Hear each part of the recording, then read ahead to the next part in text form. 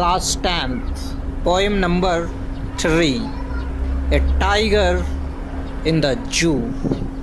And the poet of the poem is Leslie Norris.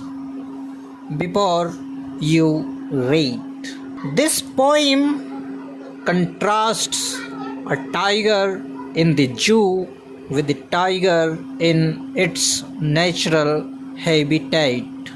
The poem moves from the zoo to the jungle and back again to the zoo. Read the poem silently once and say which stanzas speak about the tiger in the zoo and which ones speak about the tiger in the jungle. इस poem में poet Leslie Norris tigers के बारे में बताते हैं। Tigers की जो life है उनकी तुलना करते हैं, उनमें विरोधाभास बताते हैं। एक टाइगर है जो जू में है और दूसरा टाइगर है जो अपने प्राकृतिक निवास यानी जंगल में है, और वो दोनों की लाइफ में अंतर बताते हैं। तो ये पोएम जू के टाइगर से शुरू होती है, फिर जंगल के टाइगर की तरफ जाती है और फिर वापस जू के टाइगर पर आ जाती है। तो देखते हैं पोएम को। ही stalks in his vivid stripes the few steps of his cage on pads of velvet, quiet in his quiet rage. इस स्टेंजा में पोएट जू में रहने वाले टाइगर की कंडीशन को बताते हैं और कहते हैं कि वो जो टाइगर है धारियों वाला पिंजरे के अंदर थोड़ी सी जगह में घूम रहा है। वह अपने गद्देदार पंजों को शांति से ज़मीन पर रखता हुआ चलता है, शांत है लेकिन गुस्से में है, और वह एक कैदी बनकर रहता है और कैदी बनकर रहना किसी को भी पसंद नहीं होता है। स्टेंजा देखते हैं दूसरा।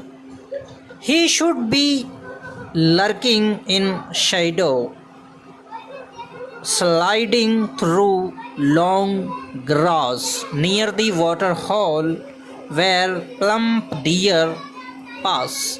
इस स्टेंजा में पोएट बताते हैं कि जब वह जंगल में अपने प्राकृतिक परिवेश में होता है तो वह पेड़ की छांव में बैठा रहता है या कहीं घास में छिपा हुआ बैठा रहता है, और वो शिकार के इंतज़ार में नदी या तालाब के पास भी हो सकता है, और इस इंतज़ार में कि शायद मोटे और ताज़े हिरण पानी पीने वहाँ आएंगे और वहाँ उनका शिकार कर लेगा। तो इस तरह से फर्स्ट स्टेंजा में टाइगर इन जू यानी कि जू के टाइगर की बात होती है, और इस स्टेंजा में जंगल के टाइगर की बात होती है। Stanza number 3। He should be snarling around houses at the jungle's edge, baring his white fangs, his claws terrorizing the village. Poet बताते हैं कि बाघ यानी कि टाइगर जंगल में दहाड़ रहा होगा। वह जंगल के छोर पर जो घर बने हैं वहाँ शिकार की तलाश में घूम रहा होगा। जंगल में वह अपने जहर भरे दांत, अपने पंजे दिखाकर गांव के लोगों को भयभीत कर रहा होगा। और पोएट यहाँ पे बताना चाह रहे हैं कि अपने प्राकृतिक वास में जानवर स्वतंत्र रूप से घूमते हैं, स्वच्छंद होते हैं। स्टेंजा नंबर 4 देखते हैं। But he is locked in a concrete cell, his strength behind bars, stalking the length of his cage, ignoring visitors.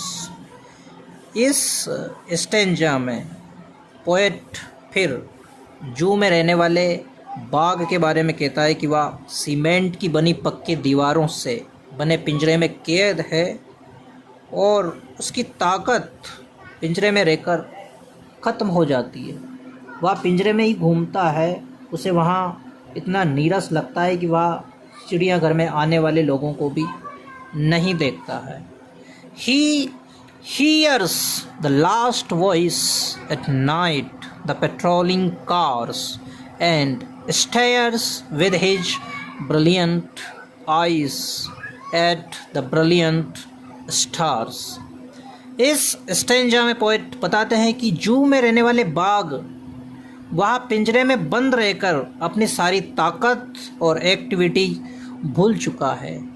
वह रात में वहाँ जो गाड़ियाँ आती है उनकी आवाज़ें सुनता है और अपनी चमकीली आंखों से चमकते हुए तारों को देखता है।